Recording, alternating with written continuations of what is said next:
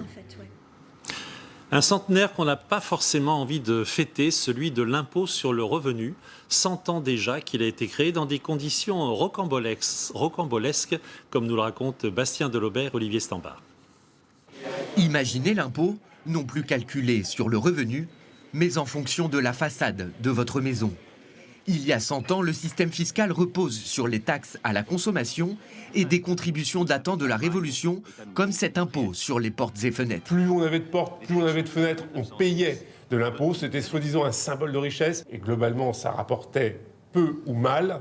C'était complexe à gérer. Il fallait passer à quelque chose de plus moderne, d'où cette idée d'aller vers l'impôt sur le revenu. Ministre des Finances de Jaurès, Joseph Caillaux mène la bataille de l'impôt au Parlement. Débattu pendant 5 ans, sa loi déchaîne les passions et aiguise la plume des caricaturistes.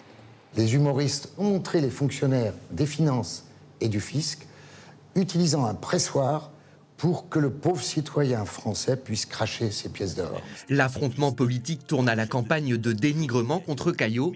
Articles et caricatures inondent la presse. La femme du ministre ne supporte pas l'affront et assassine le rédacteur en chef du Figaro. Un siècle plus tard, si certains le détestent encore, l'impôt sur le revenu est entré dans les mœurs. Est-ce que c'est un anniversaire qui se fête ou pas? Ah, pour l'État, ils le fêtent parce qu'ils récoltent du fric, mais pour moi, non. C'est faire en sorte que nos routes, nos écoles, nos hôpitaux fonctionnent. Pour moi une obligation civile que je suis tout à fait ravi de remplir. Ça peut être une douleur, mais c'est une douleur nécessaire. Voilà. Voter pour financer l'effort de guerre, l'impôt de 1914 n'a rien à voir avec celui d'aujourd'hui. De 2% des revenus, le taux maximal d'imposition est passé à plus de 40%.